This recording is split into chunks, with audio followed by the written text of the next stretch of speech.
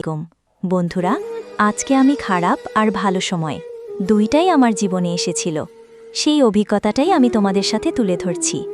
Subscribe, like, share করে দিও। চলো গল্পটা শুরু করি। নিয়ে পড়াচ্ছি। শোভা ছোটবেলা থেকেই বিশ্বাস করত যে সত্যিকারের মানুষ ছাড়া কখনো হারায় না। স্কুলের প্রথম প্রেম, কলেজের শনিবারের চা, মায়ের রান্না, সব কিছুর মাঝেই ছিল তাদের ছোঁয়া। আর তার মধ্যে ছিল রাজু। রাজু বারবার বলতো, তুমি ছাড়া বাঁচব না। সেই বাক্যটা শোভার কানে লেগে গেল কাঠের খুঁটি মতো, স্থির, অবিচল। বেশ কয়েক বছর তাদের জীবন মাখানো ছিল একে অপরের স্বপ্নে। স্কুলবেলা মাঝেই পকেটে রেখা আঁকত দুজনে, একটা ছোট বাগান, দুপুরে একসাথে ভাত। শোভা রাজুর কথা শুনলে মনে করত পৃথিবী আর বিভক্ত নয়। তারা একসাথে বাড়ি সাজিয়েছিল। রাজুর বাবা ঠান, শোভার মায়ের কাঁধ, সমস্ত বিশ্বাস এক টেবিলে বসে খাওয়ার মতো ঘনিষ্ঠ। তখন মনে পড়ে তাদের কথা, যারা সুখের সময়ে আমার হাতটা শক্ত করে ধরেছিল।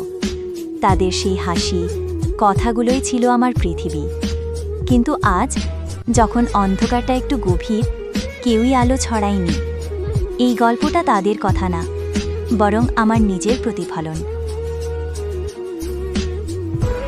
শুরুর দিকে সবাই পাশে ছিল, আত্মীয়, বন্ধু, প্রতিবেশী, পরিচিত কত মানুষই না এসে খোঁজ নিয়েছে, কথা বলে সহচর।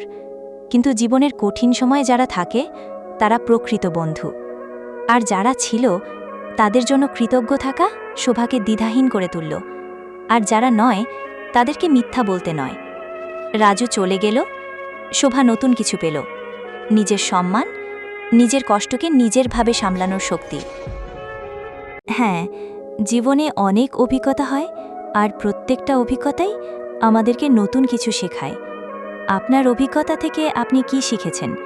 যদি শেয়ার করতে চান তাহলে আমরা শুনতে চাই।